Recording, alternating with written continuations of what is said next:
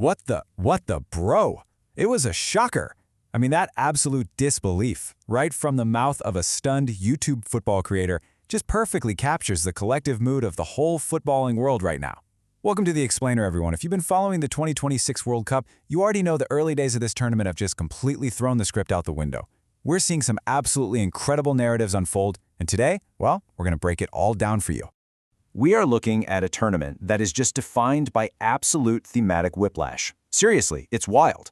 On one hand, we've got these gritty, against-all-odds underdog miracles literally tearing up the tactical rulebooks.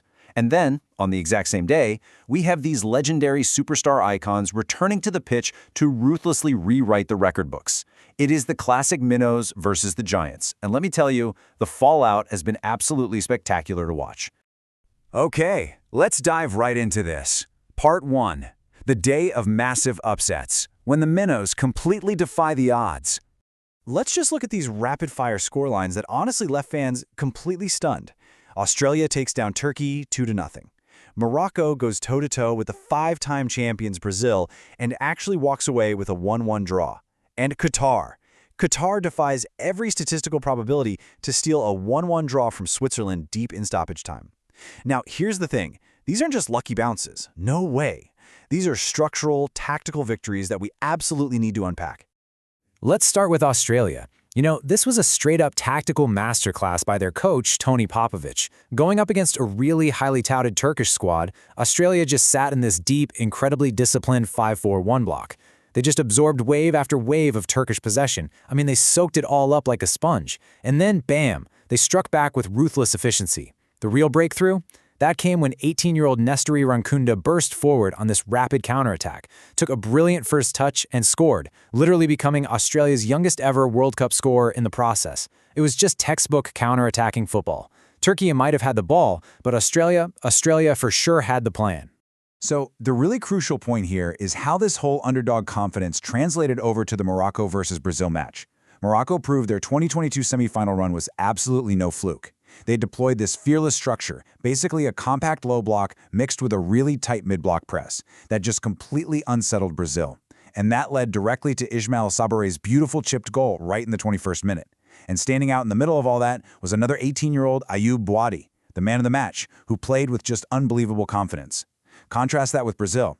Under Carlo Ancelotti, they just looked disjointed, kind of imbalanced. Honestly, they were saved from the total collapse only by a moment of pure individual brilliance from Vinicius Jr. in the 32nd minute. Look, Brazil remains dangerous, obviously, but right now, they look like an unfinished puzzle. Moving on to Part 2, the anatomy of a miracle draw, or as I like to call it, Qatar's statistical shock. Now, shifting gears to the data for a second. I mean, seriously, pose this question to yourself, because literally every analyst and fan out there is asking it right now. How in the world did Switzerland not win this match against Qatar?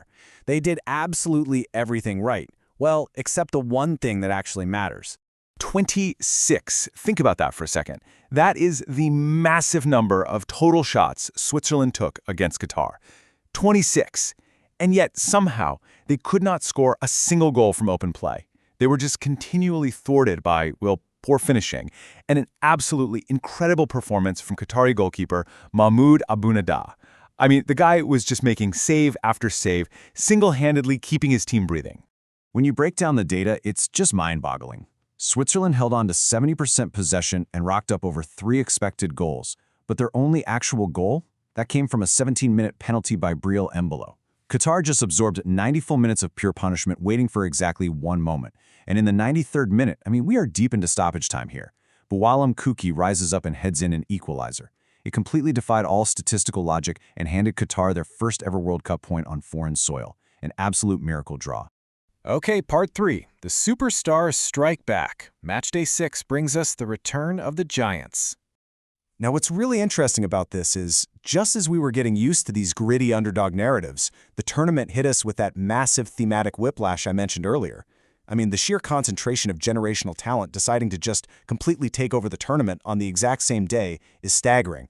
We saw Kylian Mbappe, Erling Haaland, and Lionel Messi absolutely dominate their opponents, ruthlessly reclaiming the global spotlight in spectacular fashion. And Mbappe really set the tone here.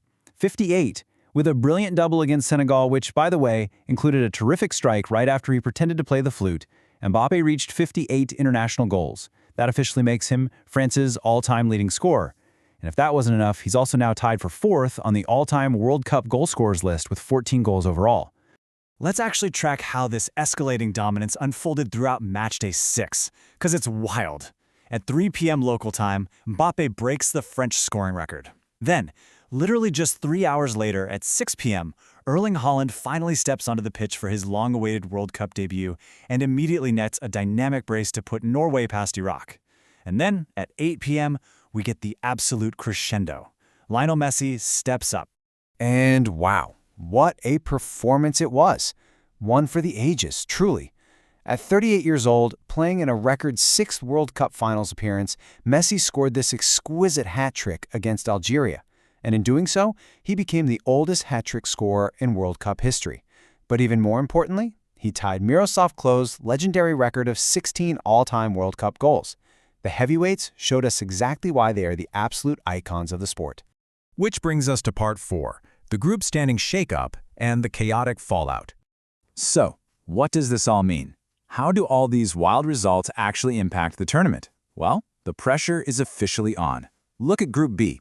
Because of Canada's draw with Bosnia and Switzerland's shocking draw with Qatar, we have a perfectly deadlocked group. No, seriously, every single team has exactly 1 point, 1 goal scored, 1 goal conceded, and a 0-goal differential. The entire group is completely wide open, which means the upcoming match between Canada and Qatar, it is going to be incredibly tense. Meanwhile, over in Group C, we have absolute joy for the Tartan Army. Scotland ended an agonizing 28-year wait for a World Cup win by securing a really gritty, emotional 1-0 victory over Haiti, all courtesy of a deflected goal from John McGinn. And because Brazil and Morocco took points off each other, Scotland shockingly sits completely alone at the top of Group C with 3 points. I mean, who saw that coming? And this brilliantly illustrates the power of an opening day upset. Over in Group D, the highly impressive USA sits at the top after a 4-1 thrashing of Paraguay. But right behind them, literally separated only by goal difference, is Australia. Their massive 2-0 upset over Turkey puts them in a phenomenal position to advance. And it sets up a monumental, must-watch clash with the Americans. Finally, let's talk about what to watch for next. The road ahead.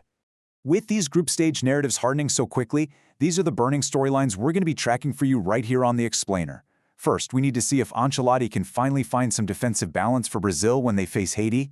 Second, we've got to watch if Scotland can miraculously hold on to that top spot when they face the buzzsaw of Morocco and Brazil. And of course, we cannot wait for that massive Group D showdown between the USA and Australia to see who truly takes control of the group. Which really brings us to the ultimate question of this tournament so far. Can these gritty, brilliantly structured underdogs actually maintain this chaotic momentum? Or will the legends, the Messis, the Mbappés, the Haalands, ultimately just crush the rebellion? We'll have to wait and see. Keep it locked right here on The Explainer as we continue to track every shocking goal and tactical masterclass of the 2026 World Cup.